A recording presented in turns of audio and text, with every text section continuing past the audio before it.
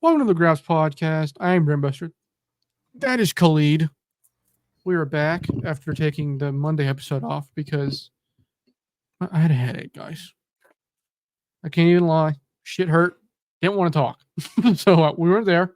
Uh, but we will be covering stuff that happened last weekend, mainly Khalid, because again, I was checked out. I had a migraine all weekend. I watched some stuff, not a lot. But and then first off, we're going to kick away Dynamite, and then we're going to go into all the stuff that's coming up with AEW the rest of the week, Friday and Saturday, and then we'll go back to the weekend, that kind of shit.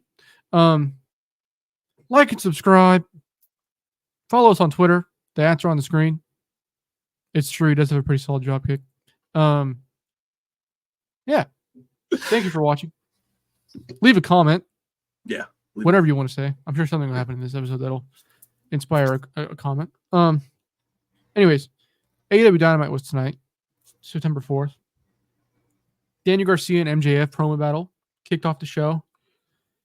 They exchanged words. It was good. The highlight of it though was the end when MJF cracked DG over the head with a fucking bottle.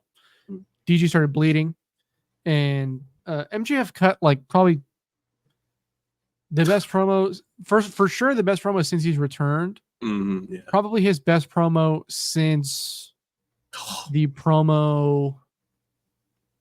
Probably like the promo on Bryan leading up to the Iron Man match. That's like the best. That's the last really, really good promo I can remember from Max. This wasn't like on that level, but it's the best one since then in my mind. Absolutely his best one. Yeah. I'm like very excited for this match though. I'm like, I think it's gonna be pretty sick. I've made that known on Twitter. I love the build. The fact that it's like being centered around the pile driver, I think is sweet. So yeah, I mean, we'll get more into the match later on because we're doing all that stuff. Yeah. But I'm pretty fucking hyped. Okada versus Kyle Fletcher. A great match. Like, beat the fuck out of each other. There was two different Brainbuster spots, one on the apron and one on the barricade, which that one looked pretty fucked up. Right? Like, it did look pretty stiff. It did. Kyle like went like straight down in the barricade. Fucking sweet. And then after the match, Takeshita came out and kind of confronted him, kind of, sort of. This is where they announced on Collision they're going to be doing it's like 3 different matches to qualify for a Fatal 4-Way happening at All Out for the Continental title. Is that right? Yeah. Yes. Okay. Those matches look sick. We'll get into those as well. Takeshita is in one of those matches, and oh my god. We were saying "oh my god" as each match. I thought it was like "oh my god, oh my god, oh my god." Like yeah. Collision looks fucking awesome. I don't know if you guys know that, but Jamie Hayter versus Robin Renegade was after that. A good match. Like Jamie looks awesome. She's getting her bearings back. Just sick ass lariat, as you'd expect. A good Jamie Hayter match. John Moxley came out with Marina Shafir. And he called out Darby again, but like that was it. Oh yeah, you went away because you didn't see the part that happened backstage. So I'm gonna break it down. For you. Right, yeah. So the camera cuts to like it's like some garage looking, or no, it's like outside leading into the building. It looked like, and like Marina is already beating people up in front of this SUV, beating people up. Mox comes out, walks out. Marina beats up some more people, and then as they walk, the camera gets behind them as they're walking by, and then you see some sick fucks in some bright ass suits, and then this guy dressed in all black. It's the Bucks and Jack Perry. They're sitting there, they're like, what's up, Mox? What's up, guys? What's going on? And Perry and Mox, they have like a little they're looking at each other, and Mox says, I don't care what they say. You're a sweet kid. And Perry, he has that stupid ass smirk on his face, and he just walks away. And like like me and Novi, we were saying like that's interesting, and like we were saying like the whole thing is interesting. What I found interesting was, as we know, like Mox, Danielson, BCC, of course, but Perry was feuding with Shota before he even got back to AEW. He was feuding with Shota, and they had a whole tag team match like before that match even happened. So now that it's all like chill now, it's no smoke or anything like that. I found that a little like odd, seeing as Perry is also challenging for Danielson this weekend. So it was like, is there something they're doing there? Like, are they is something going on behind the scenes?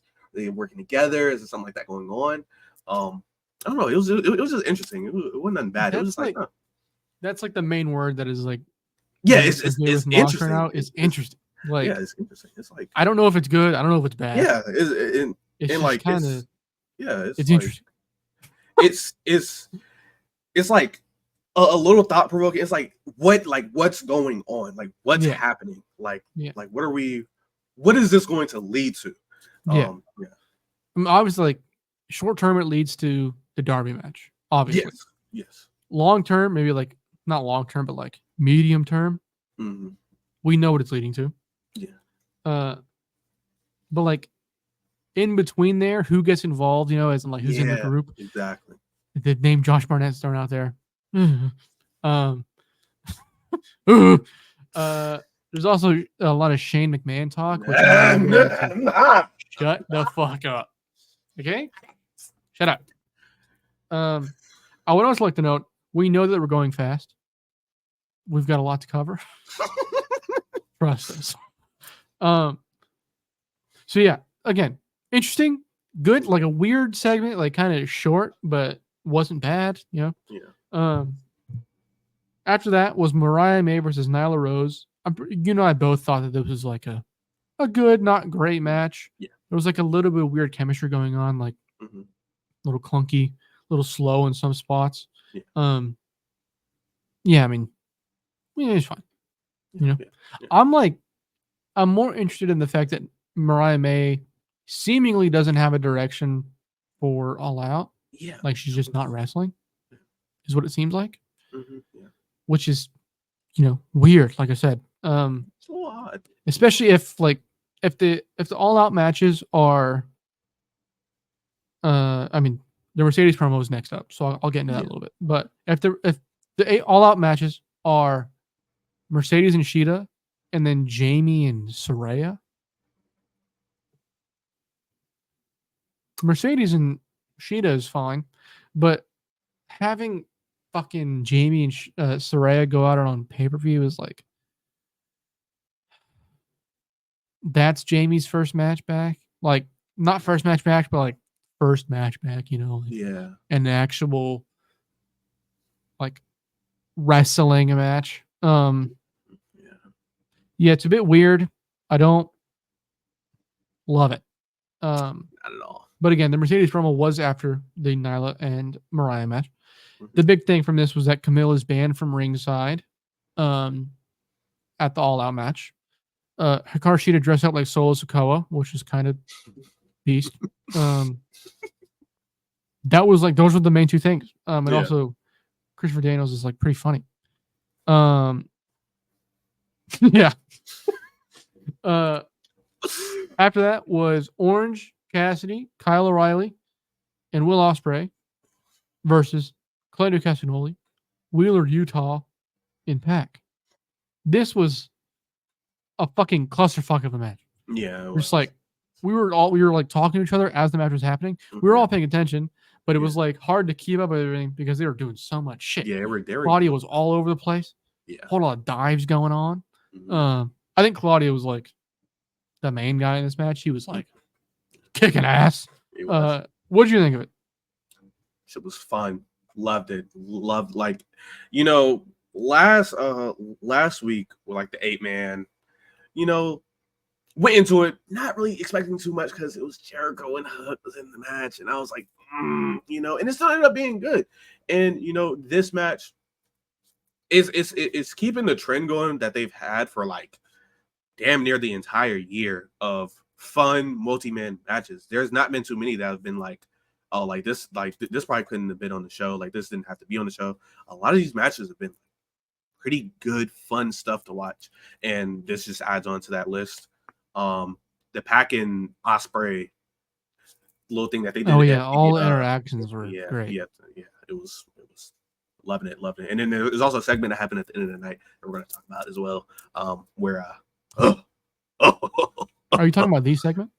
No, not the segment, or after that, where they went into back and it was Pac and Ospreay and he did. Oh yeah, we can just talk about that now.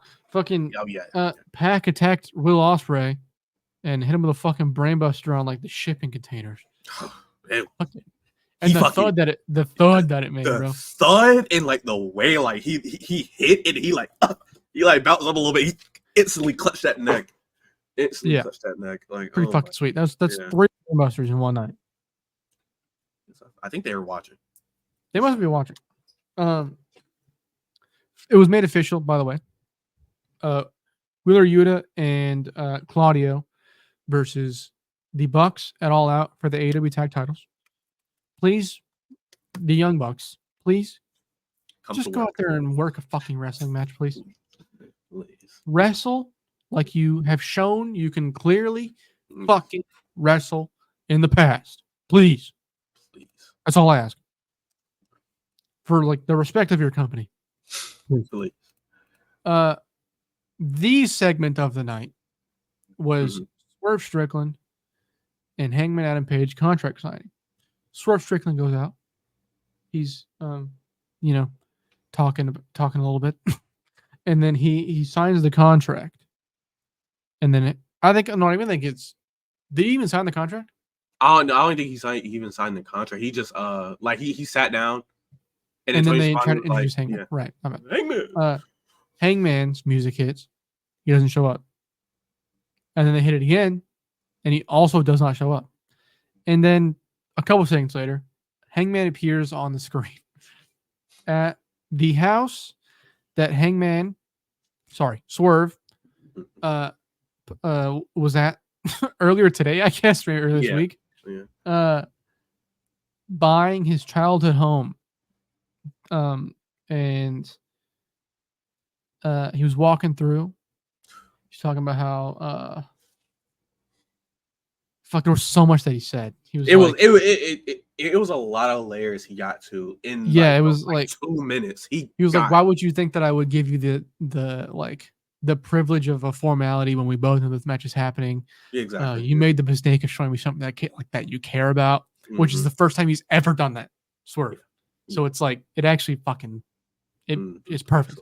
And he's talking about how low ceilings. And then he says, I can see your mom, walking across these dirty ass floors, making you supper. Mm-hmm. Starts talking about his dad, talking about how his dad didn't love him very much, which, if you know, I think it was like Swerve's dad that hadn't seen him wrestle until he was in NXT, right? Like, I believe so, yeah. Jesus. Remember that time on this podcast that you said, is Swerve's dad dead? During the fucking Christian feud. Yeah, or like when they were like building up to it. I was like, is Swerve's dad dead? So yeah, and then Hangman, he continues to talk. And eventually, you see him with a red container. And he starts splashing shit around. And then as he's walking through the house, he's like, you can hear it slowly but surely. Yeah, just trickling out of the fucking, canteen, whatever you want to call it. Yeah. And you made the point. It's like Trevor from GTA, and it absolutely is. Like, a little less, like, humorous, but still. Yeah. And then Hangman, he gets outside. He's still pouring it on the grass. Like guy's trying to start a wildfire. Crazy. And he sits in a recliner, and he says, it's time to say your final goodbyes to the World Championship if you haven't already, to your childhood home, all that kind of stuff. Mm-hmm. And then he sets the fucking house on fire and presented like some of the coolest imagery we've gotten from wrestling in a long time. Yes. Like, he was just sitting in the recliner, drinking, and the house behind him was like engulfed in flames. like Amazing. a fucking godly segment. I knew, like, apparently this leaked before. Did you know? They were posting pictures of this shit earlier today, and I believe yesterday. I'm pretty sure I saw the pictures earlier today, like earlier this morning. I somehow missed it completely. I was going to send it to you, but I was thinking about it, and I didn't want to because like I didn't want to spoil it or anything, you know. But I mean, we spoil things pretty often with each other. Yeah. We do, but it never came across my feed at all. I'm surprised. There was a picture. It was like kind of like behind the scenes. You could see Hangman was sitting in a chair and he was in front of a house, and that's why like everyone like was like hinting to like arson and like things stuff like that because Dave Meltzer was like angle alert. Yeah, he was. Oh, he is. Yeah, Dave is a fucking trip, man. But he's awesome. He fucking like everyone seen him was like, oh yeah, so he's gonna do some fuckery, and he did some fuckery. He did do some fucking fuckery. Was, and yeah. And like what's funny is like that leaked before the Swerve segment got out. The one of him actually buying the house. Oh, really? Yes. That picture got out before the Swerve shit got out. So when they posted the Swerve video, everyone instantly knew like, oh my god, they're gonna fuck up that house or something. Man, I'm glad it didn't happen. Like, I heard Joe and Nobi talking about it on Nobi's pre-Dynamite pre-show stream. Go check it out. And like I figured that's what they were gonna do. Like, I saw it happening, and then people immediately were like, "Ooh," and I was like, "Okay, that would make sense." But I thought it was like speculation. I didn't think like people fucking knew. So yeah, I don't know. It's wild that it leaked, but it didn't leak for me, dude. That shit was fucking awesome. Like legitimate, like one of the best segments in history of pro wrestling. And the fact that AEW's gotten 2 of those in the past 2 months, with this one and the Mariah and Tony segment, it's pretty fucking crazy. They're on a bit of a roll in terms of segments. I have some unfortunate breaking news. Oh fuck. Yuya Uemura, injury update: triceps tear recovery expected to last 6 months. So let's see. He's not going to be at Wrestle Kingdom. He's probably. Let's see. He'll be back like March, April, somewhere around that time. Yeah. Oh man, he just started to get good. Super unfortunate. He'll be back for like. They'll probably let him get it at Dominion. I really think they're probably gonna let him get it at Dominion. The title? Title shot, probably not title, but title shot. Okay. He'll probably get a title shot at Dominion. It's honestly depending on what they do with Ryohei, because Ryohei's gonna go back to New Japan pretty soon.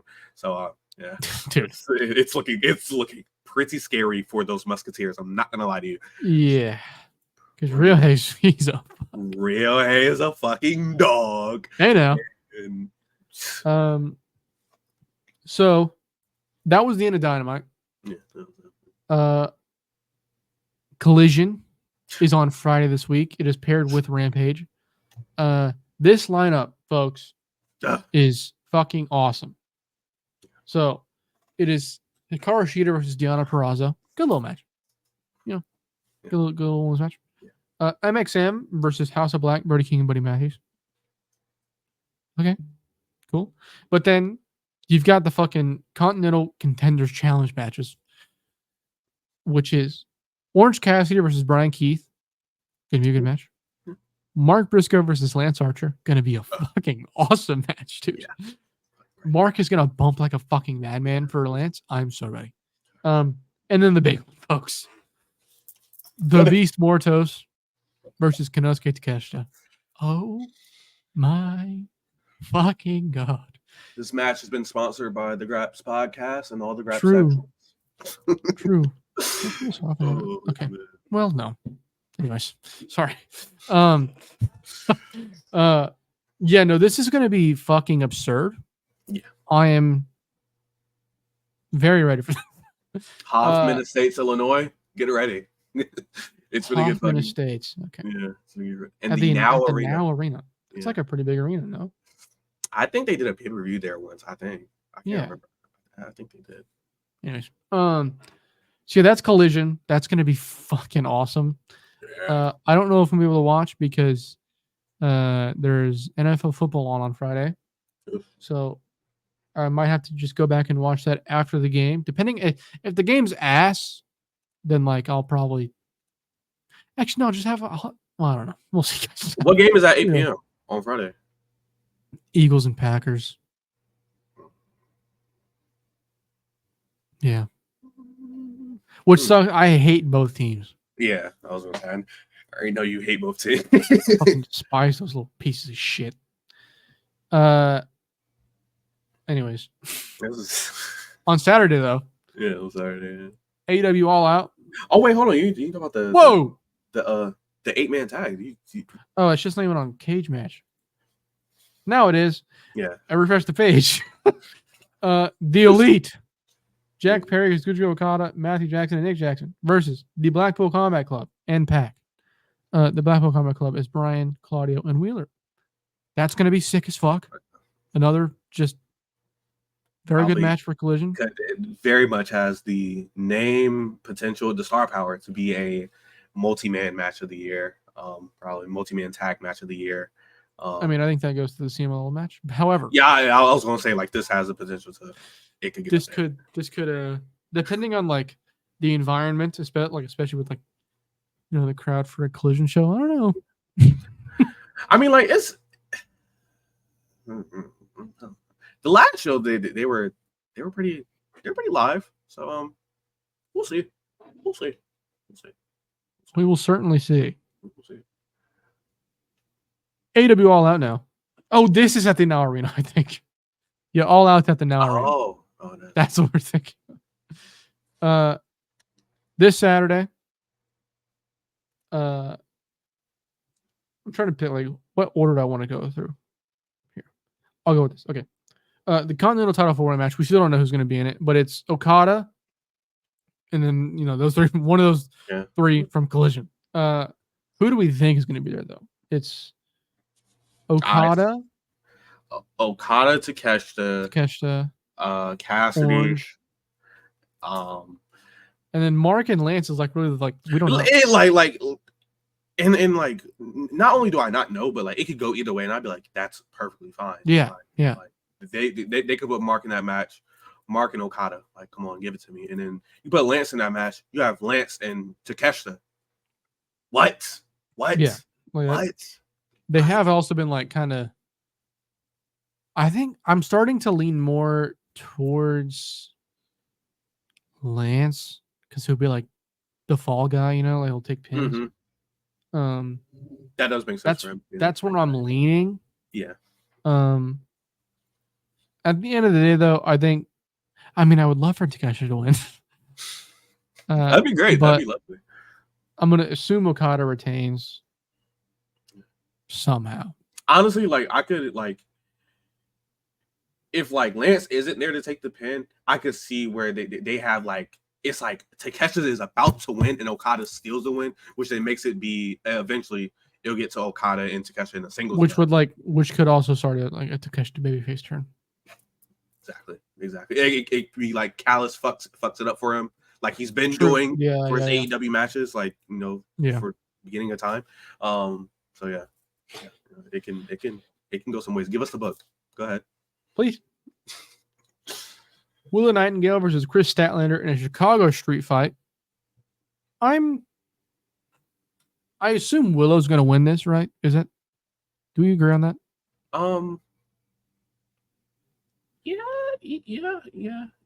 Yeah. I mean, like it's not for the title, so I initially thought it was going to be for the title, but it's not. So, but that could be either way. Like it's not for the title, so Chris could win. Yeah, that's technically Chris could win with some interference of some sort, probably. I hope not, but yeah. Dude, I'm rooting for Willow personally. Well, yeah, of course. Yeah. I would love it if Willow got like crazy color, like pretty great. A crimson mask. I don't think we've Have we? No, we have seen her bleed. She had to have bled at some point in the street fights, right? She's done so many of them. She's done a lot of them, but she hasn't really like bled from it. I don't think. I don't think she's. Really She's not like bled. I don't know. Will Ospreay versus Pac, international title. This is going to be like the hyper work rate match, the same kind of way that Takeshi and Omega was last year. I'm pretty fucking excited for it though. I'm not usually super excited for matches that are going to be like flippy 2016 PWG, but this one specifically is going to be like the two best flippy fuckers in the world. You know, going like doing flippy shit. Sure, I'll watch that shit. I think Will Ospreay is going to win. Yeah, unfortunate. How are you feeling about the match going into it though? The match, not the result. The match itself, yeah. This is personally like my kind of jam. You know, if like over anything, like big match, Pac is like one of my favorite wrestlers of like ever since he left like WWE. Big match Pac is like he's somebody that does not miss at all. He does not. He goes out there and he makes sure it is perfect. And the only time it's not perfect is if he's probably got injured in a match. But outside of that, he's sorry to interrupt, but what? Even in NXT, bro, the Sammy match. Oh my god. It's one of the best matches I've ever seen in my life. Genuinely. That match is fucking awesome. It's an amazing match. I like and I I thought for a large part of Pac's career, like not even a large part, but it's just he got so mishandled in WWE, and it really makes me upset. And like to think that like they wanted Ospreay back in like 2018, like they would have fluffed him. They would have fluffed him. They would have did the same exact shit. They would have fucked him up, and he wouldn't be probably as good as he is right now. I'm gonna say he probably wouldn't be as good as he is right now if he were to go to WWE back in 2018 under Vince and still have to do like 3 or 4 years of Vince. Like it wouldn't work. No, it probably would have been bad. But no. This match right here, you know, Ospreay, Pac, it's gonna be good stuff. It's gonna be good stuff. I'm excited. They're gonna do like some ridiculous shit. They genuinely absurd. I'm gonna be watching this like with my family, so this is gonna be like. This is the kind of match that would make people that don't watch wrestling go, "Holy shit!" Maybe I need to tune in. Yeah, this is gonna be perfect. What next? MJF versus Daniel Garcia. We already got into a little bit. I've already talked about. I love the build. Yeah. As far as the result for this match goes, though, bro, Daniel has to win this shit. If he does not win this shit, but no matter how he loses, if he loses, it's going to be bullshit. Like, oh yeah, absolutely. If he loses by like MJF cheating, I don't fucking care. Like, it's not like it doesn't matter. Danny needs to win. MJF is like coming off of what is supposed to be the most devastating move in pro wrestling, and he's now versing a guy that also wants to drop him on his fucking head. Book this correctly, please. Have him not like destroy. It should be like a somewhat competitive match, but Danny should like win. Fucking, wholeheartedly, please. Yeah. Yeah, how have you felt about the build? I don't know if you've talked about the build specifically. I've enjoyed it. I've enjoyed it. Like honestly, something that you said earlier about like how like the match is centered around Daniel Garcia, doing the pile driver. The same thing can be said for MJF. Based off tonight, the same thing can be said for MJF because MJF said that he'll put him back in the bed. So his mother can take care of him. So it seems like it like really what the match seems to me is who's going to hit the pile driver first, who's going to do the move that fucks the other person up first. You have the battle of the pile drivers, and there's probably going to be like a second rope thing. So it's who's going to hit the pile driver off the second rope first. And if that's the case, like this match could be good because I could see them both like they're like throughout the whole match. They're doing anything and everything. They're trying to hit the power driver anywhere, the apron, outside the ring, off the stage. Like they're trying to do that shit anywhere they can.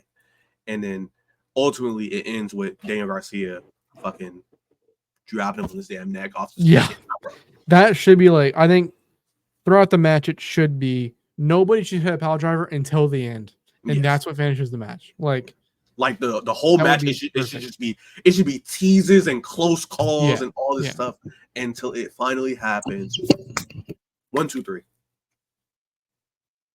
Sorry, my dog is being a fucking idiot. Chill out, please. Goodness gracious, brother. No, yeah, I fully agree. Like, it would be like a little bit old school in that sense, and I think that kind of match on this card when there's like, there should be two blood like truly like matches meant for blood, and then also Bryan Danielson versus Jack Perry. Someone's probably gonna bleed. That kind of match on this card was probably it would mean something, you know. Yeah. Mercedes Moné versus Hikaru Shida. This is a match that was for the TBS title. This is a match that we got a couple weeks ago on TV, and I think everyone came away from it thinking, man, that should have just been the all-in match. Like that, Shida is probably, you know, have them, you know, or giving them more time. If they had more time, the match would have been better. That didn't happen. Instead, we got the dentist. Y'all know what we got. But now we're here, like 2 weeks removed from that, and Mercedes Moné and Hikaru Shida are going at it again. This time on the pay-per-view, obviously. I'm excited for this match. I just think that like Shida needs to go out there and like symbolically retire the dentist. You know what I mean? Like she should put on a performance so good that people after the show are like adding Britt Baker on Twitter going, "You see that shit?" Mm-hmm. You know? Yes. Absolutely. I'm excited. Obviously, Mercedes is going to win. Yeah. Are you excited for the match? Man, look, listen. When Shida got announced for a match, because that 4-way that happened on Collision, that we'll talk about later. I mean, again, any of those women could have won, and I'd have been like, they're finna go out there and have a slobber knocker, because those are all 4 great choices, especially with someone with Mercedes like style of wrestling and what she prefers. Yeah. All 4 of those women are great. Oh, picks. dude, I'm sorry, but imagine Mercedes taking a snap suplex from Queen Aminata. You feel me? Like crazy, or like her and Deeb going back to back with limb work, like fucking disgusting, nasty. And then her and Rosa just fucking beating each other. Just beating the fuck out of each other. Like what? It's so many directions they could have went with that match, and for them to go with Shida, that's fine with me. Perfect. Mm-hmm. And knowing what me and Matthew know about, you know, some what me and Matthew know about some certain things that was said, best believe, like I'm like, again, Mercedes is going to win the match. You know, like when it comes to like wrestling story, the 1, 2, 3. Yeah, the 1, 2, 3. But when it comes to the match itself, Shida will be like on top of the world. I feel like, because it's like not only did you outperform this discrepancy, but she probably will not be returning. So now this is really like your place. This is really your place, because you know for the longest it's been is it. I mean, she's gonna return. I mean, she's gonna return, but it's just it's never gonna be the same. It's not gonna be the same. And if anything, she should be put in a Soraya role where you're feuding on Rampage or ROH, which she probably wouldn't want to do. If I was Tony, I say, okay, work this or get terminated. Yeah, it would be such a hit to her ego. She wouldn't be able to handle it. Like actually, get her out. Yeah, leave.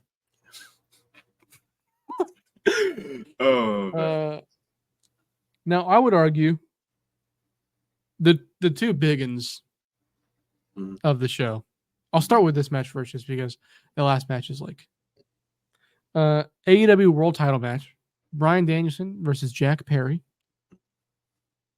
I am excited for the match. I've already talked about last week. I believe I talked about last week that I don't think Jack is like the best option available. However, excuse me, I do think the match will be very good. I think Jack is like a good wrestler. He's clearly shown it in the ring. I think he's like improved drastically wrestling as a heel compared to how he was before. Before, I mean, like during the Hook feud back then. Before something happened. I don't know what happened. But yeah, no. I'm excited for the match. I assume it's gonna have the same energy as like Bryan versus Ricky, maybe just not to the extent as Bryan versus Ricky, just because like I think Bryan is gonna not carry the match because he didn't carry the Stark match either. But it's like I don't know. I don't know how to word this. It's just gonna have that fucking feeling. Like they're gonna beat the fuck out of each other. Is what it feels like, you know? Yeah, like they're gonna beat the shit out of each other, but you're gonna see throughout the match, like there's clearly like what I like to view it as is like there's clearly like a different experience level between the two guys. And it's and Jack like being raised to that level and like being forced to perform at that level, he gets out of his element. Type shit. That's the kind of thing that like instantly sparks greatness, and that's why Ricky Starks and Bryan last year were so great. Both times they wrestled, really, it was the strap match and the Texas Death Match. I think it'll have that same kind of energy. I'm very excited, like to see if that happens. Bryan's winning, obviously. There isn't really a prediction show. I feel like we know who the fuck's winning all these matches, but or most of them at least. So yeah, I mean, we're both very excited. Speaking of matches that we don't know who's going to win, Adam Page and Swerve Strickland. I'm like not that confident. I think Hangman's going to win. I wouldn't be surprised if he didn't, though. You know? Yeah. However, what I do know is that these guys are going to bleed fucking buckets. That match is going to look ridiculous by the end of this. It's going to look like that fucking Walter versus Sasaki match that I said. It's going to be fucking soaked in blood. Yeah. I am. Absolutely. Yeah. I'll be back. All right. Talk about it. I got you. Man, look. This damn Adam Page and Swerve match, brother. Let me go and tell you. Even though there's like, I don't know, one or two matches where people might bleed. Cool. By the end of this match right here, I'm saying a big red splotch in the middle of that damn ring. And it's still cage. Now, I know AEW, they do like different cages from like WWE. So I don't know if they're going to have the cage where there's like a little tiny bit. I don't think they will because against the steel cage. So I don't think they're going to have the room where they could get under the ring kind of and get stuff out. But if they can, get it out. Because we need all types of violence here. All types of violence going on here. Oh my god. Hey. He has returned. I have. Sorry. Yeah, no, keep talking. Go ahead. Oh yeah. I was saying like, if they can get weapons involved, because I know it's a steel cage, but I know AEW does a steel cages like a little bit different than WWE. So like they sometimes leave some space where they can go under the ring and get some stuff sometimes. So if they wanted to do that, do that. And also, I'm trying to remember. I don't think they do the stipulation where like, oh, you have to get out the ring or get out the cage to win the match. They don't. They don't do it. Yeah, it is actually a steel cage. They're fighting inside the cage and pin, submission, or knockout inside the fucking cage. We don't do that exit shit. That shit is so okay. It's lame. It's pretty lame. Yeah. Like, anyways, because like, why are you in this? Why would you try to leave if you're Page? Why are you trying to leave the opportunity to beat up Swerve some more? It doesn't make sense. It just doesn't make sense. So thank God, right? Anyways, this match again. I said as much violence as possible. That's what I said. As much violence as possible. Agree. Yeah. I mean, like if if there is a way to go further than the Texas Death Match, do Yeah, it. I don't know how, but like, I'm thinking like Fire. fire. Tying up someone with barbed wire, just tying them up against the cage with barbed wire. If they want to, I don't know who's going to be willing to take the chair shot, but that chair shot that Briscoe did on Jack Perry was fucking ridiculous. So if they want to get a gimmick chair and do that again, hey, handle business. I think a burning table spot is like guaranteed. That's like the next step to really go with this. I feel like, but also just like obviously like burning his house down, like that's true. It makes way too much sense. Definitely. So yeah, I think that's probably gonna happen. I would assume like barbed wire boards could make their way in, that kind of thing. Who's gonna win? Let's get to that. Who's gonna win? That's what I don't know. Like, I'm saying Adam Page. I think Hangman should win. Mm-hmm. How he wins, I don't know. Because like having Swerve lose 2 pay-per-views in a row is like oof, but also he's beaten Hangman so many times that it almost like doesn't matter if he loses to him. Mm-hmm. So I'm gonna say Hangman. I'm not entirely confident. Okay. I personally think I'm thinking about this in 2 different ways of like how are we treating Hangman, and then also like, are they going to put is Swerve going to go on a break until December, or no? Let's see exactly. So it's like he's going to be a Wrestle Dream. That's true. That is true. So see, like, if that wouldn't have been the case, I'd have been like, oh yeah, like Hangman's gonna lose here, and then Swerve is gonna be like this is gonna be him being written off for like a couple months. But since that's not the case, are they gonna fight again at Wrestle Dream? They're not fighting again at Wrestle Dream, are they? No. Okay. Oh yeah, the other stuff's happening. I forgot. Yeah. Yes. But this is gonna be this is very funny audio because we're not like saying much, but that could be what the finish is. That, you know. That, you know what, that makes sense because that other guy, he said that was happening. So with that being said, you know what, I'm seeing Hangman victorious here. I'm seeing a Hangman. The person that said that was accurate. He was speculating, but he probably was right. He's like a genie.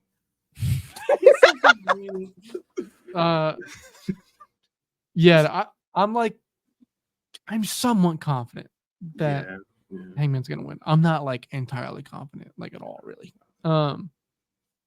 We'll see, you know. Obviously. And you'll hear us talk about refresher cage match. For what? The tag title match. I don't think you said anything about that. Yeah, I didn't. Fucking Jesus. The Young Bucks are winning the title match. I'm not even like that excited for that match. Actually. I mean, I would love to see like the GYV make an appearance. Ooh. Yeah, that'd be nice. What? Do realize that 1, 2, 3, 4, 5, 6, 7, 8. There's 8 matches on this card so far. If they decide to do a promo, I'm pretty sure on Collision they're going to announce. If they're deciding to do it All Out, I'm pretty sure they're going to announce GYV versus FTR. Probably, yeah. Yeah. That'll end up being on like the next Collision. You know. So yeah, that's All Out. We've covered Collision. Now, Khalid, this is your time with the pod because, as I said, I was not all that checked in on wrestling over the past weekend, but Khalid was. So he's going to talk about, what he watched, how he liked it, what he liked. I'm sure I'll pop in every once in a while, but if I'm silent for a while, because I didn't watch anything. So go ahead. Yeah, so I'm gonna just cover everything that happened from not everything, but something that we mainly talk about: New Japan, AEW, Collision, Marigold. Yeah, 2 shows. Stardom.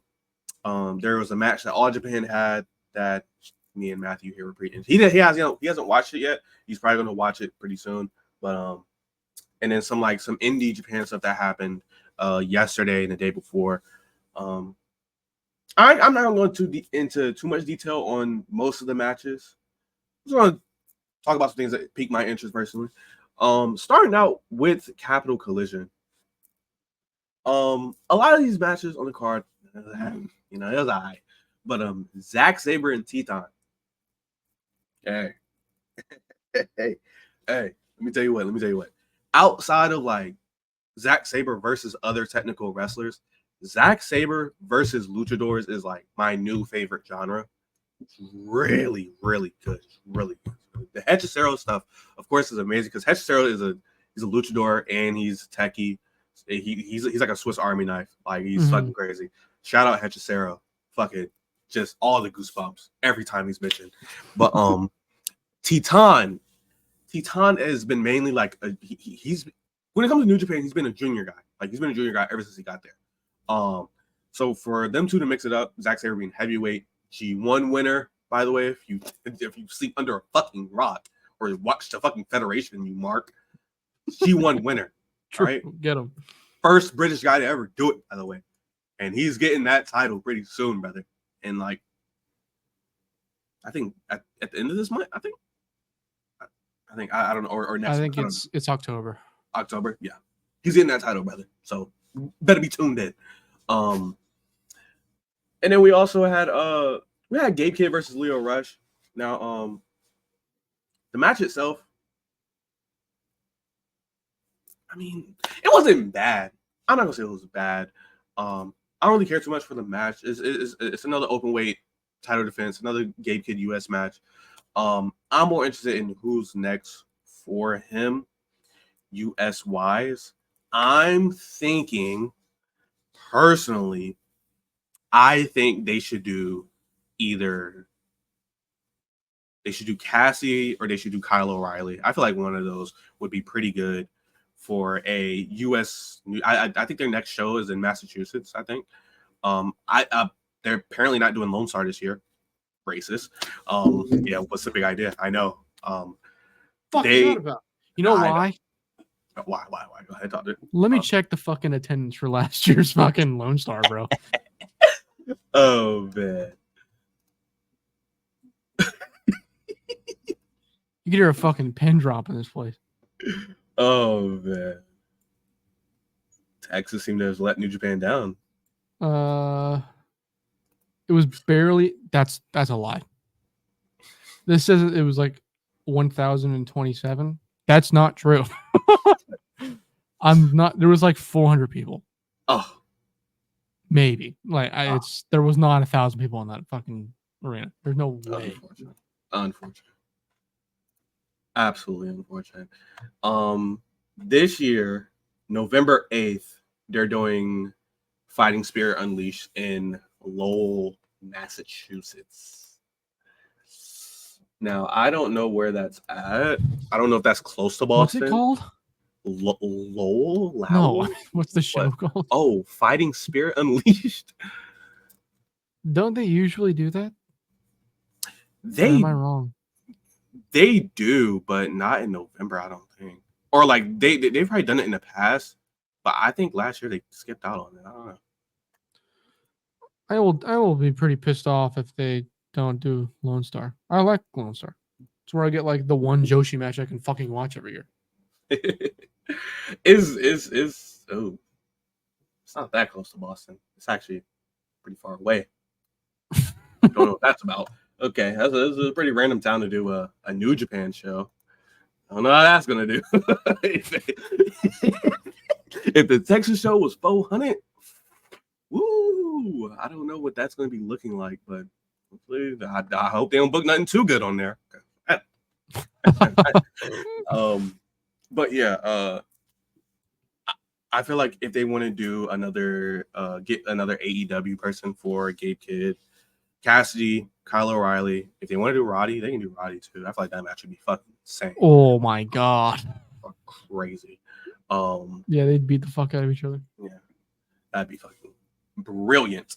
And then the main event, Mercedes Moné versus Momo. This was I did see this match. Yeah, he did see this match, and we liked it. We liked it. We enjoyed it. It did start off a little slow. We both agreed it started off a little slow, but you just gotta leave it to the women. You just gotta leave it to them and be like, hey, cook up. And that's exactly what the fuck they did. That's exactly what they did. By the end of the match, yeah, the closing minutes, it was like a big victory lap on Twitter because we all figured out that maybe Mercedes Moné wasn't the issue. Yeah. Maybe it wasn't her. It was such a mind Furious. we just had no idea what went wrong at all. In we didn't know if it was Mercedes or if it was redacted. We just didn't have a clue, and now we realize it was indeed redacted. So Mercedes Moné, thank you.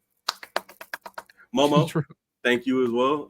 Your faction right now, they're okay, but you yourself, you're she's cool as fuck. You're so fucking cool. So fucking cool. So fucking cool. There was that picture that was posted today of all of them together, Yeah, I seen that. They look badass. Yeah, they're not, but they look badass. They fucking look sick. They have it's like it's so weird because like the group has Momo and Konami in it, so it's like you have dogs in there. You have you have demons in that faction, but it's just like but like honestly, I don't know when Momo stuff's like, because I know we were talking about Mayu, and but Mayu said that she's retiring from 5-star Grand Prix, which is a telling sign if you don't already know of what's to come. All I'm gonna say, I believe it was her rookie number when she got into Stardom. And that same number is open in Marigold, aka Rossi's mansion. So I'm gonna let you do the math on that one. But anyways, Momo is like, she's in that same kind of circle of like Stardom OGs. I mean, most of the older people on Stardom, they're like a part of that. Some people want to leave, some people don't want to leave. Yeah. And like, you can definitely tell who wants to or who doesn't want to leave because they're at the top of the card right now. Like Tam, Micah, Natsuko, Saya. Those are people who like are kind of locked in on being with Stardom and like building their own kind of new legacy, I guess, for Stardom. But you have other people where it's like, I don't know, they might leave. And if Momo wants to leave, I would prefer Momo does a freelancer run. If Momo does a freelancer run, oh my God, Lord have mercy, Jesus, oh my, Hashimoto. My thing is like, Suri. Was Momo really like utilized very well when Rossi was the booker for Stardom? I don't no, because she was. I don't think so. It was just that she was in Queen's Quest and she was with Azumi, and like they were like they had like their whole shit going on. And I mean, like she did have the, I believe that's the white belt now. Yeah, that is the white belt. She had the white belt in 2019. She had the tag belts with Utami in 2019, 2018, 2019. Actually, she had that white belt for a minute. Oh my God, like 7 days off a year. That's right. That's a long time. Yeah, that's a pretty long time. But that's like that's the last time she's had a single title was 2018 and 2019. And then she had the tag titles with Utami, had the tag titles with Starlight, and then right now she has tag titles with Declan. So it's like, and that's also why like when she was the next person to challenge Micah, like a lot of people wanted her to beat Micah. She hasn't had the red belt yet. Momo has not had the red belt at all. So like for her to still not have gotten the red belt and for her to even lose that match, not win the red belt there is a bit ridiculous in my opinion. But I understand because you got Micah and she wasn't done yet. But you had Micah lose a Tora. So like what are we doing? I feel like if Momo isn't winning it, or if she's not winning that title or the IWGP title, like relatively soon, then she might be What are we doing? she might be going to the mansion as well. But my thing is like, wouldn't she just be booked the same way, like in Marigold? Like maybe not, because I would say that Momo is, whenever she gets to Marigold, she would end up probably like top 5 on the roster. Pretty much, unless they sign like, I mean, there's not too many people that they could sign right now that is better than Momo. I mean, Sarita isn't really even signed; she just has the title. Yeah, she just has the title. What a so beast! Like, yeah, exactly. Like that's fucking crazy. Like, oh, Sarita. I'm gonna get deeper into Sarita when we talk about her. I will show. also talk about that. Keep talking. My dog is a fucking. I swear to God, dude.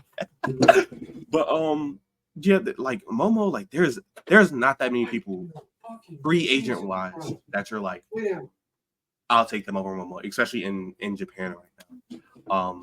But for her to be on like a freelancer run, kind of like how Sarita is a little bit, or she wants to go to Marigold, I'd be a fan. I mean, I'm already a fan, but I'd be a fan. If they're not gonna give her like the titles that she deserves, which is like the main titles, yeah, whatever, let her go, let her ball out where she wants to.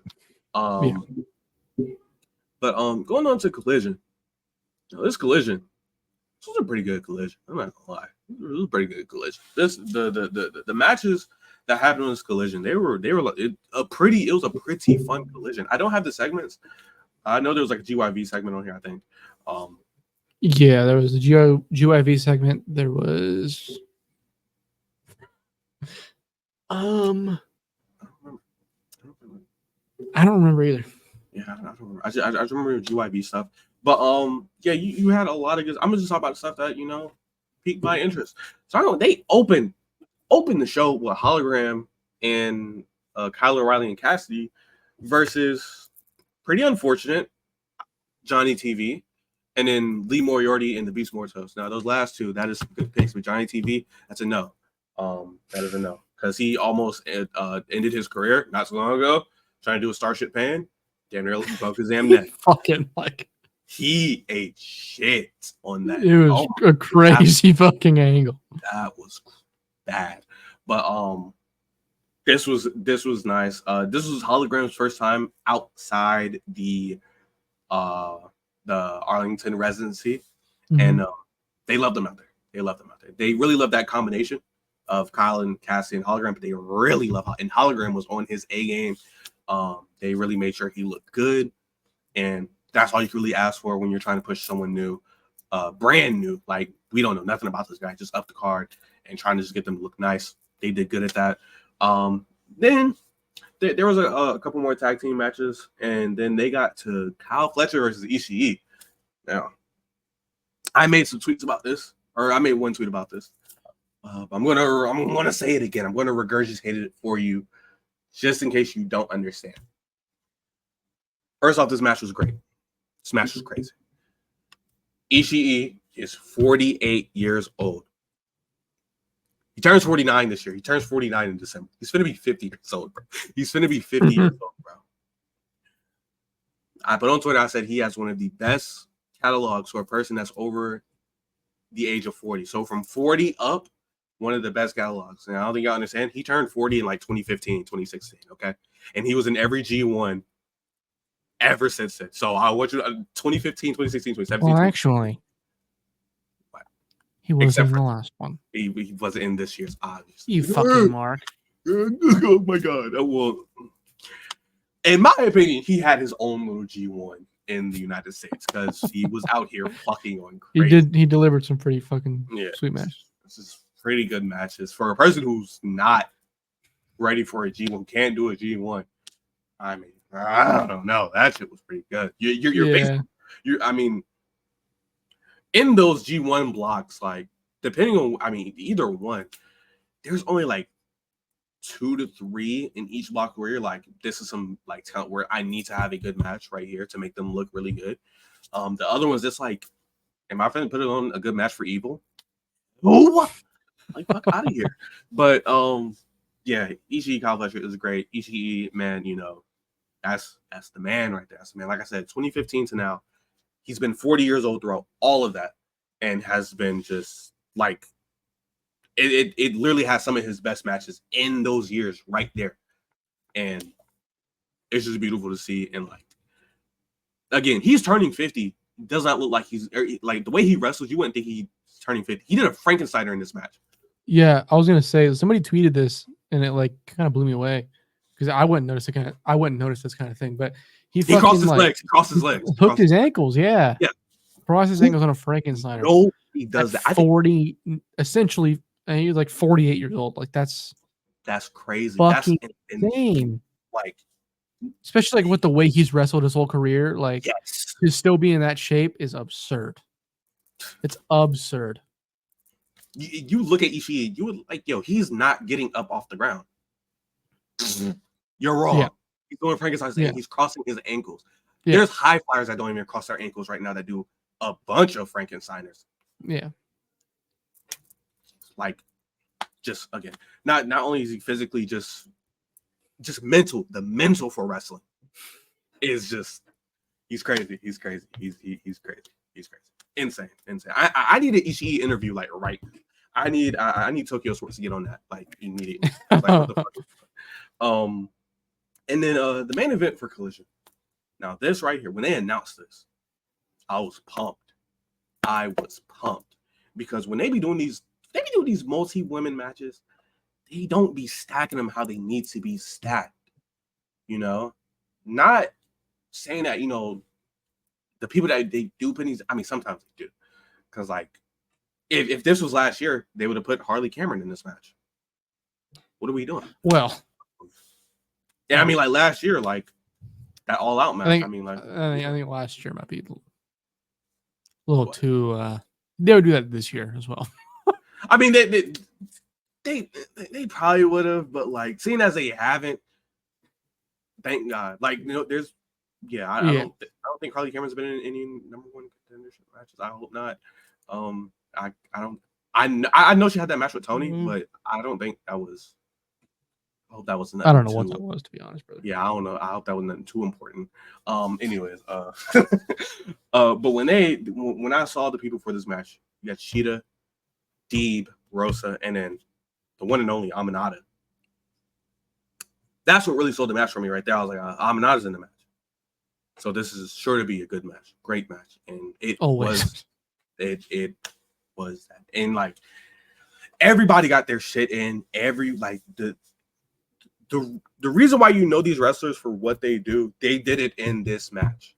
Shida with the kicks, Aminata and Rosa just being hard-hitting people. Aminata doing the snap suplex. She did one on Rosa, I think. Oh my God. You have Deeb just locking holds on everyone. The woman of 1,000 holds, by the way. True. Please recognize. Someone calling her that. Please recognize. Who's her husband? Oh, hey, I was just going to say, do not ask about who she's married to. In the wrestling ring, it doesn't matter, all right? You know. I think I saw him with an umbrella one time. Okay. All right, we're going to leave that there.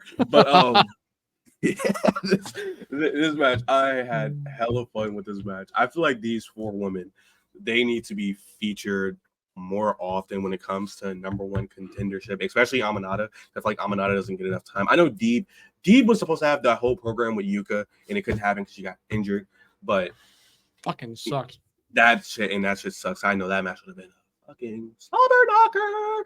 But you know, hopefully when Yuka comes back, like she's like also featured in that same way. Oh my God, Mercedes versus Yuka. Oh yeah. Yeah, I need her back as soon as possible. Yeah. I need, and also I understand that every time she comes to the States, she's always with Natalya and like doing some fuck shit in GCW. Yo, Tony Khan. Let's get some Amelia Mashed on like, the fucking thank you. Collision card. I didn't even have to say her name for this man to recognize. Like, what are we doing? Why the fuck am I seeing? I think recently she had a match with Joey Janela. Yo, bro, don't piss me the fuck off. Like, really, like you're really starting to make me mad, Tony. You're really starting to make me mad because you booked her before, and she's familiar with a lot of people on these rosters. So why the fuck is she not at least on a Rampage. Like, oh my god! And Jamie Hayter is back. If you don't get that match on the road, I promise you, Tony Khan, you will feel my wrath. All right, you will feel my wrath. Yeah, it was like he also had like Mizuki on a AEW Dark episode, and I was like, come the fuck on. Like, what are we doing? Like, what are we? You got to doing? book better than that, bro. And then also, fucking Riho got hurt, I believe. Yeah. Yeah, she got hurt. Her arm. It was her wrist, arm, yeah. something like that. Arm, wrist, yeah, something like that. When she comes back, make sure she's featured. Okay, just make sure the girls know to catch her. All right, thank you. Please. But also, oh man, I need another Riho and Jamie match. That's what I'm saying. I was I was gonna say this about the Nyla Rose match, or about like Nyla, like her and Nyla, they're like, it's just guaranteed. It's one of those, yeah, just just for good old times, running it back, for one time at least. Moving that on. should be like, sorry, but that should be like, they're coming up on like the 5th year anniversary or whatever of Dynamite. Yeah, October. Yeah, that's like a perfect match for that. Yeah, it would be if Riho was back, but she's not back. She's fucking injured, and no one has a report on if she's cleared or not. Oh my god! There was some stuff about Yuka though, like relatively recently, that she's like training again or something like that. I hope so. I hope so. I could be lying. I don't know, but actually, there's also another person I want to bring up that, recently just won a tournament, a Princess Cup 2024. Rio Mizunami, also known as Aniki, I believe. Yeah, she's a fucking beast. Yeah, absolute beast. You had her on AEW in 2019 for like one of the All Outs, or the All Out show in 2019, I think. You had her on that show. And then you also had her in that tournament in 2021, Tony Khan. She didn't fucking retire. What are we doing? Get her featured on the fucking show. It's always confused me, like looking back on old AEW women's division stuff and seeing all the Joshi talent, and then it's like it's still there, but it's like a far lesser degree, Yes. And I get that it might not like be the best in terms of business, in terms of business when it comes to American TV. But like, give us something. Like it, at least like whenever they want to get ROH like really kicking, like at least get them for ROH. Like holy shit, like like just something. Like whenever they want to do women's tournaments for ROH, get some of those women in there for those. Like really make those tournaments look threatening. Because like what the fuck? Like listen. Rachel Ellering, you're a lovely woman, all right. But when I see you on the tournament brackets, oh my god, like what are we doing? Okay. Versus if I saw, if I saw Miyu Watanabe on there, I'm tuning in. I'm buying a subscription right there. Yeah. Like, what are we talking about here? Dude, this is like kind of dumb, but Drain Bamager, from Twitter. Yeah. He tweeted out oh no. It was the picture of Mina and Rachel at All In, and then like them facing on Ring of Honor, and he was like, Mina's facing Rachel Ellering, they sat next to each other at All In. Pretty cool. And then I was like, I mean, I guess like that's pretty cool. And then fucking Ibu DM'd me. He was like, you're beating this dude's ass. Bro, when they showed that shot, we was like, oh my god, it's Rachel Ellering. Yeah. Holy shit. Dude, I'm sorry. I'm sure Drain's like, actually, I don't know if he's a cool guy. He could be a cool guy. I don't know. But he tweets some of the dumbest shit. Yeah, you can definitely see the shit when he tweets. Like it's super NPC-ish. It's like dark pure Flosion energy. Yeah, a bit. Same kind of shit. It's so funny. Anyways, keep going. Sorry. That was all a collision. But speaking of Joshis, moving on to Marigold. Now Marigold, they have their Dream Star tournament, which is like their round robin tournament that they decided to go with. They have a dream block, they have a star block, or a dream league and a star league. They're actually good names. I actually like that. As much as I hate Rossi, man, he's like, he knows how to make shit, bro. He knows how to create shit and for it to catch on. And I hate that he can do that. But he can. So I gotta recognize the greatness when it comes to how he does things sometimes.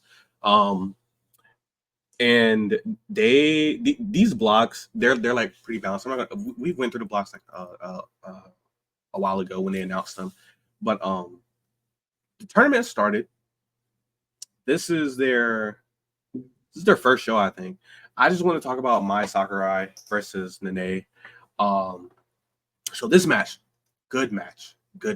But if you've noticed, Mai Sakurai is someone who was not, when she was in Stardom, she was not in like the main event picture really at all. She was in Donna Del Mundo, like, you know, towards the end of Julia and all them being there and all that stuff. She didn't really do too much. She won the trios titles there one time, and that was it. I don't think she was in Stardom for that long. Yeah, Stardom in 2021. She used to be an actress, but now that she's in Margot, she had a match with Julia before Julia left, and it was basically a way of saying, you know, like, this company, you know, this company might be in your hands, or you might be an integral piece of this company.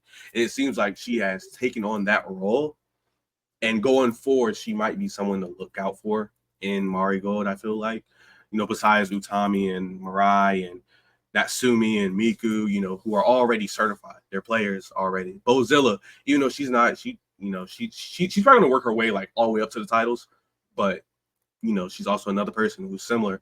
You know, eventually the company is going to be hers. It's going to be in her hands.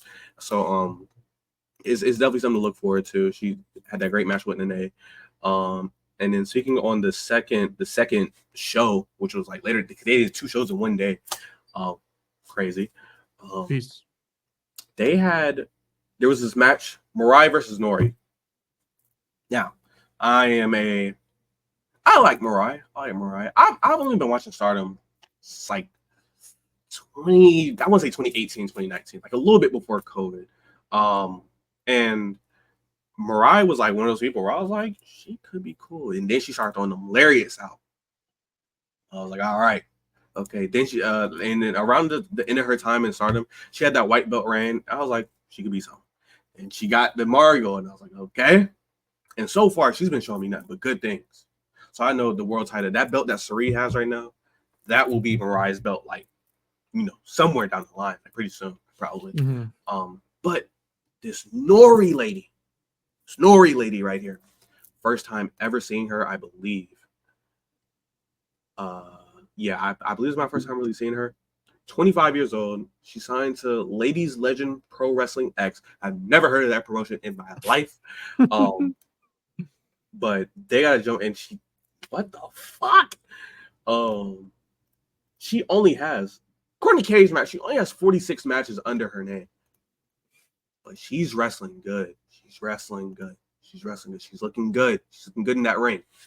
So another person to look out for in this tournament. You know, I don't know who she has next, and because Cage Match is sexist, they don't have the fucking cards for the rest of the tournament. Yeah. Cage Match, you German fucks, get your shit together, please. Scumbag.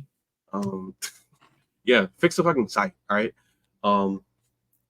But yeah, Marigold, they're like, you know, Julia's gone, so I can kind of enjoy the promotion now.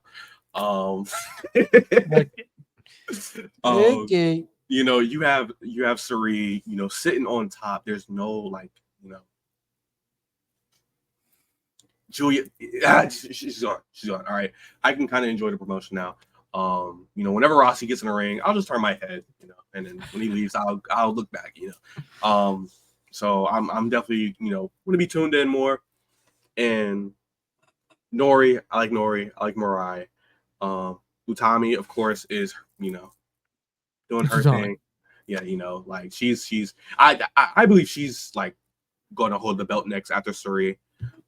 Yeah, and that match is gonna rock. That's just fuck, cool. Moving on to a bit questionable company right now. Stardom. So I'm not gonna talk about this card too much. Rena and Hina, sisters, they had a match for the future of Stardom belt. From what I saw, it was pretty good. Turns out Hanan is actually like it's three sisters, and Hanan is actually their sister too, which I thought it was just them too. But Hanan was watching ringside. I was like, that's her sister. She was crying. I was like, oh damn, what the fuck? That's fucking crazy.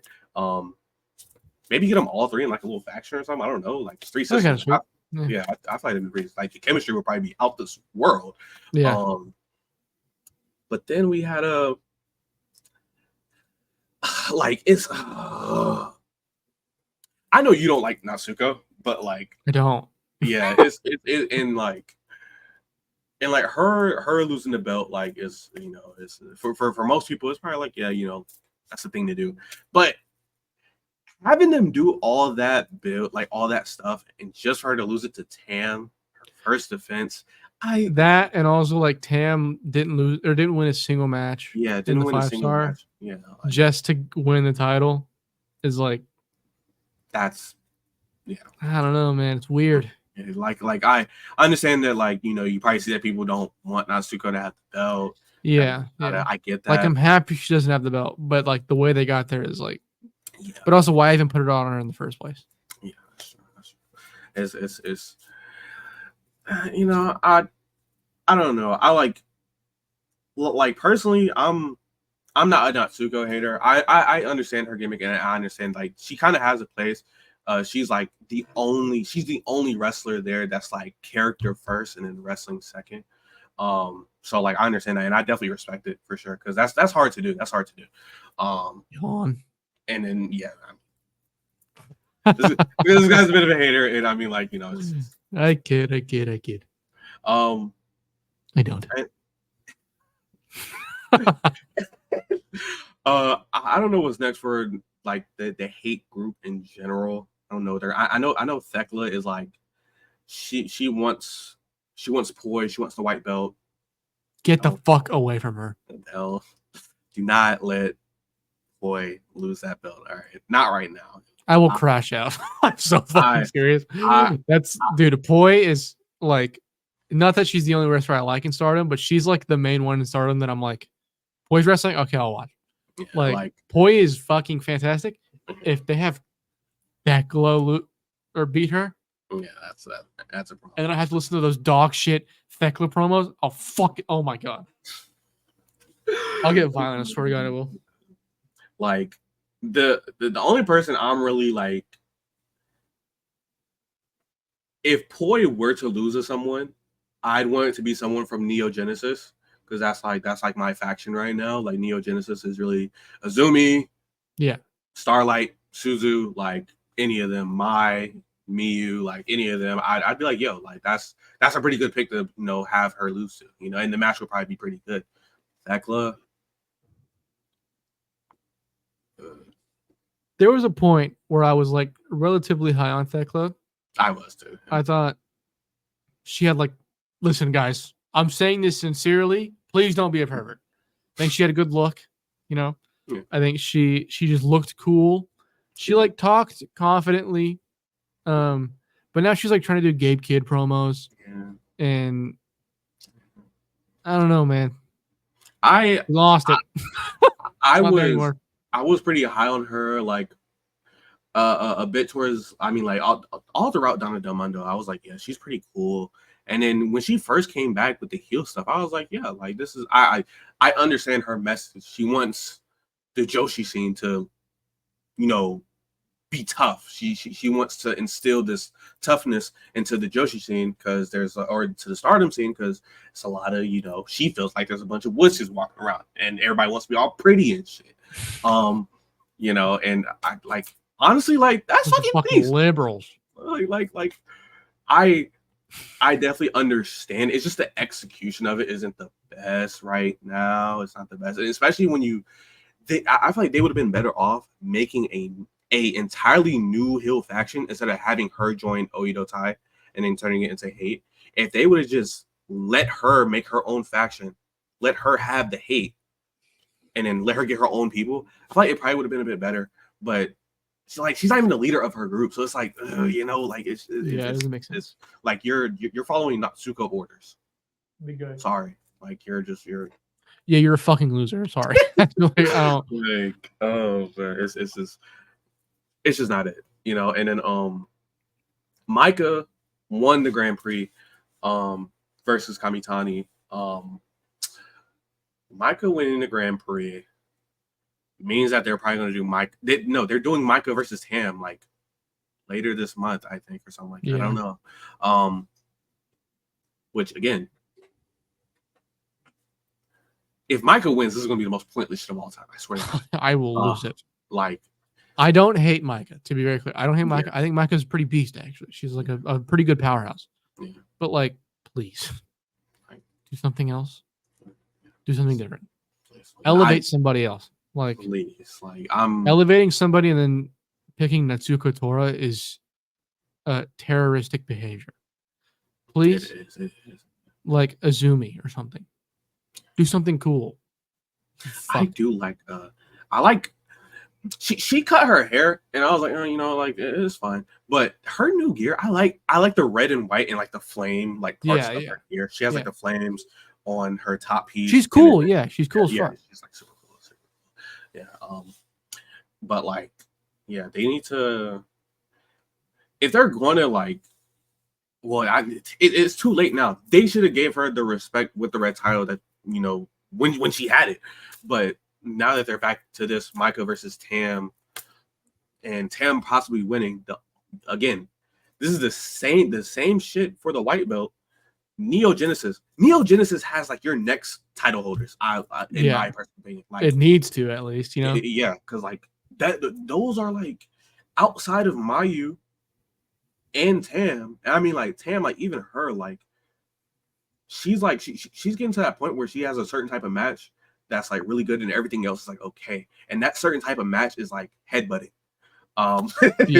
Like she like if it's not some super fuck or some super stiff shit, like it'll be an okay match. But when she gets stiff, that's when it's really good.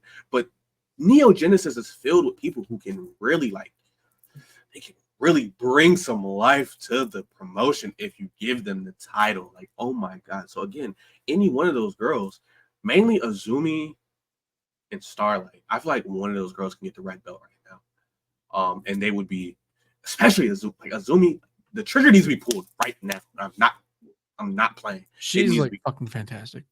She's it's either her or Suzu that needs to hold title next. She's over in Japan. She's over in America. She's probably over in the UK as well. Make it happen. She had the match with Tony that for people who already watched Stardom in America, they already like Azumi. But for the people who did not watch Stardom, there were so many people who were like, yo, this Azumi girl is fucking fire. The only people who didn't like her was Fed fans. Who fucking cares what they think? Yeah, and like Jim Cornette. Like, hell yeah, and man, old fuck needs to die now. True. Anyways, get Azumi the title, and then when you're running those US shows, make sure she's on the card or let her do some work. Okay. A Mercedes match, singles match needs to happen. Okay. The triple threat match with Hazuki, that was a good match. I love that. Awesome I watched that match. That was awesome. Love it. I really feel like that's a sleeper because a lot of people ain't talk about that match. That match is fucking good. All right, very good. Yeah, we do multi women's matches. That's what you got to do. But the singles match, Mercedes Azumi, that's bringing it in. That's come on now. All Japan, Yuma, and Kento. Triple Crown title match. 30 minutes of just. I'm ashamed to say I didn't watch this one. Hey, sorry, he's Fed guy. He did miss Bash in Berlin. Interesting. This guy. But fucking Kento. Kento and Yuma.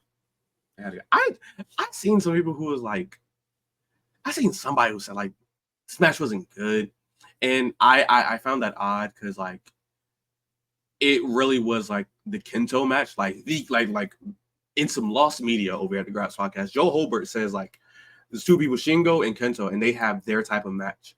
That was And, me. I said that.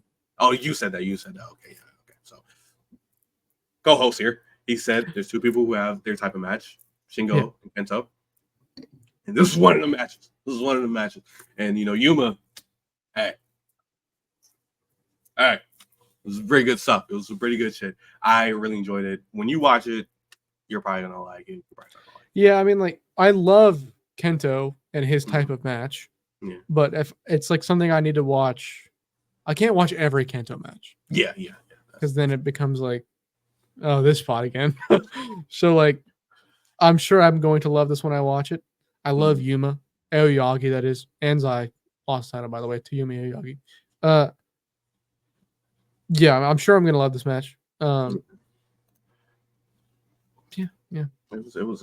I will say, like at the not to go into detail of the match, 'cause I don't want to spoil the match for you or anything like that. But like at the beginning, in like certain parts throughout the match, even though it is like a Kento type match, they are also saying like Yuma is this like barrier or wall for Kento to overcome, I guess. Something kind of like that. And I feel like that was like a good message to put throughout the match of like, this is something that Kento is really trying to get over. Because when's the last time he beat Yuma? Has he beat Yuma? When's the last time he beat Yuma? In a singles match? It's been a minute. I know that. It's been a minute? Let me look. Keep talking. But yeah, that match, I liked it. I really enjoyed it. Some people said they didn't like it. I mean, it's cool. Good for them. Maybe next time. I will say I hope All Japan they come around with the when it comes to the whole like United Japan stuff. I hope they can come around and let Yuma and some more of their roster get on those cards. Because for the most part, the United Japan shows, they just feel like just New Japan and Noah. And same thing for DDT. I feel like DDT was missing on or it's not as in there as they could be on those cards. So and they should also just do more singles matches on those cards too, or like 3 ways, 4 ways, whatever. But yeah, it was a good match. I enjoyed it. He beat him in fucking June. Oh. But before that, it wasn't for a title or anything, though, right? It went for no. It was just a singles match. Yeah, okay, gotcha. And then before that was fucking April. So I didn't watch any of the Champions Carnival last year, so I missed both of these matches. I don't think I did either. Yeah, and then the time that they wrestled before that was fucking October of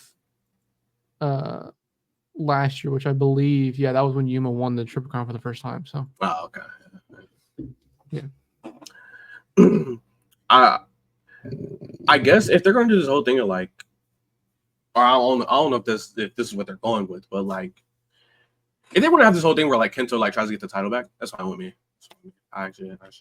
Yeah, I mean, it's only a matter of time before Kento gets the title back. I don't pay too much time to All Japan, but whenever it's Yuma, Kento, or someone high up on the card, what's the other guy name? There's Yuma Anzai, there's yeah. Aoyagi, there's both the Aoyagis, the Aoyagi brothers, Kento Miyahara, the Saito brothers. The Saito brothers are cool too. Ryuki Honda fucking rules. Honda he's solid. He's all up on him too. Suwama.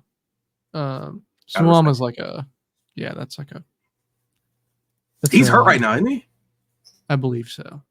Suwama is how do I put this? He has a special place in my heart, okay? Yeah.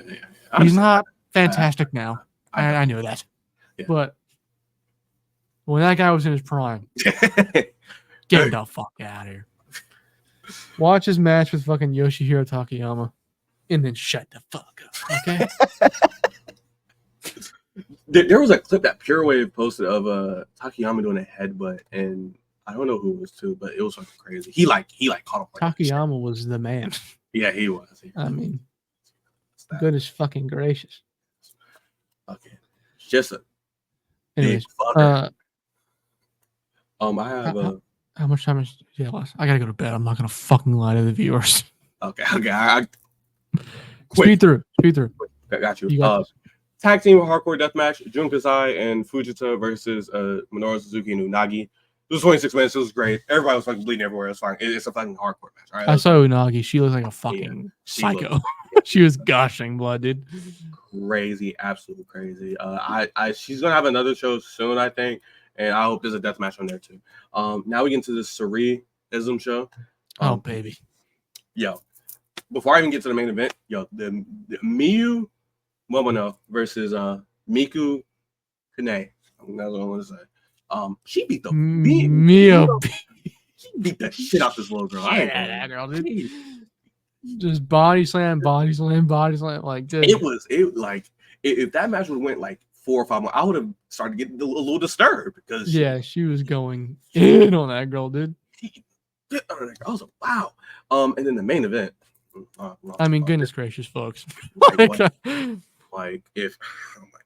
you want to see like how good Joshi wrestling can be, this is one of the matches you kind of want to. That's kind of what you. If you want to see current day Joshi at its peak, near its peak, or at its peak, this kind of at its peak. This is what you got right here.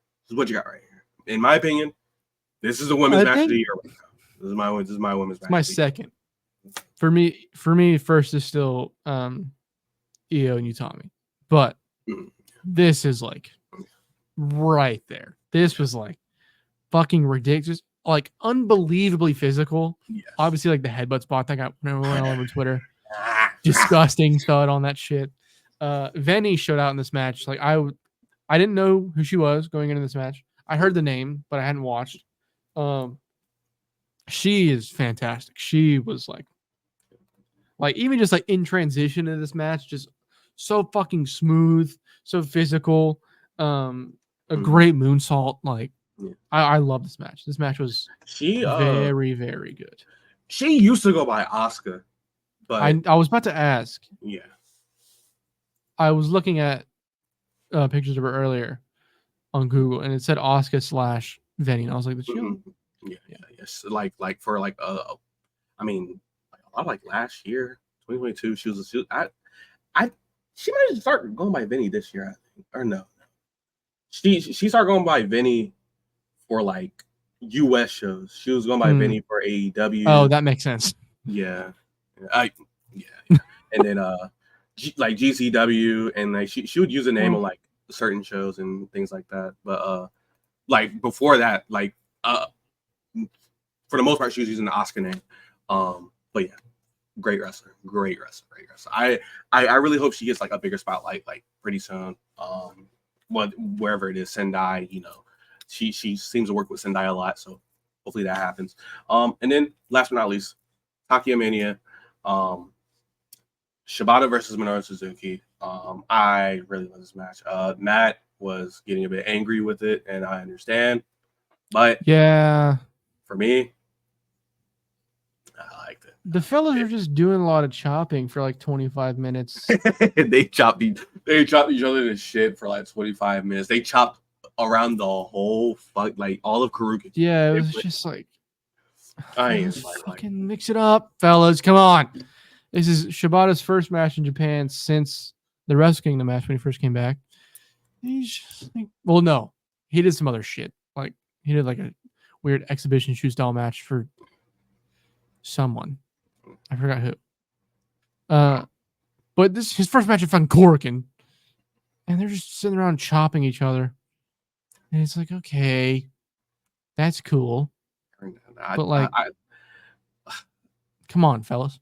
I had a feeling like they weren't going to mix it up. And I'm like Suzuki is not mixing it up. Not for longer than like 20 minutes. He's not doing it. He's not. But like, come on, like once I once I really settled in for me, like I was like, we're dealing with current day Suzuki, which in my mind, like I was literally thinking, like, what was the last Suzuki match that I really like singles match I watched? And it was the Jericho match. So I was like, oh, what did they do for the entire match? They fucking chopped each other, and then like he like damn near broke his finger for a little bit. It was fine. And he beat Power Driver. That was it. So going into this, I was like, you know what? Whatever they do, I'm fine. The sight of seeing Shibata and Kurokin Hall, it damn near made me cry. It damn near made him cry. It was a moment. It was a moment. He was gonna cry walking out to the ring, all that stuff. He threw his flowers out to the crowd like it's fucking 2007. Yeah, this is that shit that I live for. And after the match, I mean, just like the most emotional scene in wrestling this year, without a doubt. Like, they brought out Takayama. Jesus Christ. Minoru Suzuki was like hugging him in tears, like bawling. Everyone else was crying. Everybody. And then they started the like no time limit, like forever, you know, that kind of exhibition match between Minoru Suzuki and Takayama. And Suzuki was talking about like, if you're so angry right now, stand up and kick me in the face. If you can't stand up, I'll postpone this match. I'll stand in the ring forever as the king of wrestling until you can come back. That kind of thing. And it was just, I mean, I cried thinking about it like hours later. It was just an just incredibly sad scene. You could see that Takayama like also like actively trying to get up, and I was like, guys, come on. You don't have to do this right now. And it was a morning, like why? Like yeah, like I was like about to go to work. God. Like, I was like actively, I was like putting on deodorant and it was happening, and I was like, what the fuck? Oh my God. They are so fucked up sad. for that. They are so fucked up for that. But man, I loved it personally. Like it was just so the moment was fantastic. Yeah. Like, it was only 2 times wrestling, folks. It was 2 times in like recent memory where I've almost cried because of wrestling. It was Sting's retirement because I was there, and then it was this that just happened. And both those times I almost fucking cried. Shit, I cried on Sting's last Dynamite, and then I cried when he retired, and then I cried here. Oh my God, this was like I had to take a walk. I took an hour walk after that. It was unbelievable.